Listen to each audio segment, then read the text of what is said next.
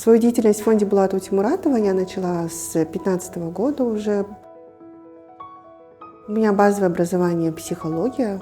Я всегда хотела работать с детьми. Вот в 2015 году, когда открывался центр в Алмате, набирали сотрудников. И подруга мне предложила попробовать сходить на собеседование. И вот с тех пор я работаю с детьми с аутизмом. Когда я пришла в центр, начала работать, я поняла, что мне недостаточно моих знаний по психологии.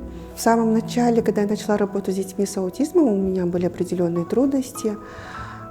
Во-первых, это был небольшой страх, потому что я не знала и не умела работать с детьми. Это был мой первый опыт. Но я не сдавалась, я изучала, нас обучали. Большое спасибо фонду, потому что он очень много вкладывает в обучение наше. Я уже постепенно начала понимать, как работать с детьми, начала лучше чувствовать ребенка.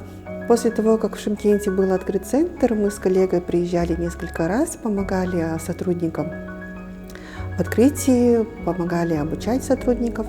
И в сентябре 2019 года я была переведена сюда, в шымкентский филиал аутизм-центра «Асыл-Мирас», и стала руководителем. Вообще, когда мне говорят о Сабине, сразу такие теплые моменты вспоминаю. У Сабины очень стратегическое мышление, она очень позитивный человек.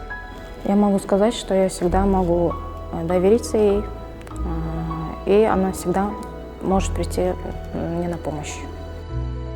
За период моей трудовой деятельности у меня были очень хорошие моменты и в плане карьерного роста, и в личном. Вообще я стараюсь постоянно саморазвиваться, обучаться. Для меня это основное, чтобы помочь сотрудникам, помочь детям.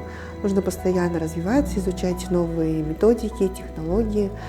И я стремлюсь к этому.